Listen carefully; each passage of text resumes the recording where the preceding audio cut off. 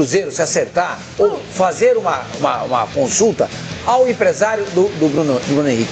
O empresário do Bruno Henrique não é o dono dos direitos federativos do jogador. Não é. Sim, mas o que não impede é comentar.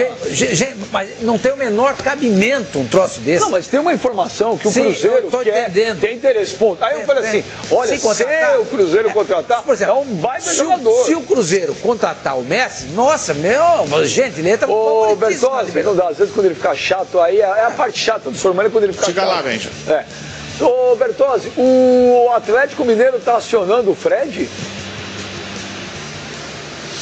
Tá sim, Benja. Só pra gente encerrar, fechar essa história do Cruzeiro e do Bruno Henrique, o Cruzeiro hoje tem 2 jogadores que atuam ali pelas beiradas com velocidade. Um deles é o Rafinha, que tá muito bem no time. O outro, contratado exatamente para fazer essa função, é o David, que veio do Vitória e que se recupera de lesão.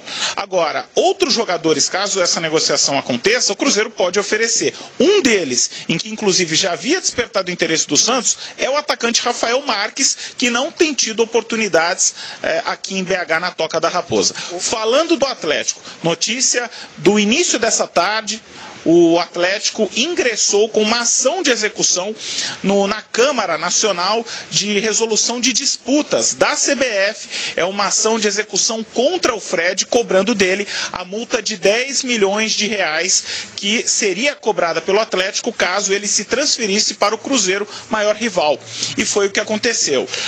O Atlético esperava até a publicação do nome do Fred no BID, o Boletim Informativo Diário da CBF, ele agora defendendo o Cruzeiro, caso fosse publicado no BID, no dia seguinte o Atlético poderia cobrar os 10 milhões de reais. Até agora isso não aconteceu e o Galo entrou com essa ação de execução, inclusive já era previsto o Atlético fazer isso, uma conversa que eu tive, foi me antecipado pelo Lázaro Cândido, que era era diretor jurídico do Atlético e hoje é o vice-presidente do clube. A nota oficial do Atlético fala sobre isso, está no site do clube e a diretoria se abstém de dar mais informações a respeito do trâmite jurídico. Claro, o Cruzeiro ainda vai ser notificado a respeito, mas é uma briga travada, um clássico do futebol mineiro agora nos tribunais.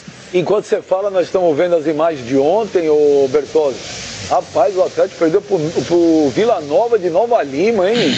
Que coisa, hein? Então, 11 anos o Vila Nova não vencia o Atlético e a equipe do técnico Oswaldo de Oliveira, ele tem um planejamento de dividir o Atlético em 2 times. Então, essa equipe que perdeu para o Vila Nova com esse elenco, formado por jogadores reservas e também da base, ele jogou na estreia contra o Boa Esporte.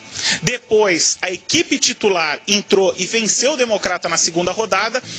E a equipe reserva, seguindo esse revezamento do Oswaldo de Oliveira, entrou e perdeu para o Vila Nova um gol de pênalti, né, do Daniel Moraes. Vale lembrar, em 2 jogos, 6 pontos disputados, esse time reserva do Atlético só ganhou 1 ponto. Atualmente é o 5º colocado do Campeonato Mineiro. Claro, a distância para o Cruzeiro, que é o líder, é de apenas 3 pontos, mas começa a incomodar o torcedor do Atlético um resultado como esse. O Atlético não levou nenhum perigo praticamente ao Vila Nova no segundo tempo, na base da pressão, aí sim, mas sem jogadas efetivas, e o Leão do Bonfim, que vinha de 2 derrotas, conseguiu um respiro e subiu 4 posições, agora é o 8º colocado no estadual.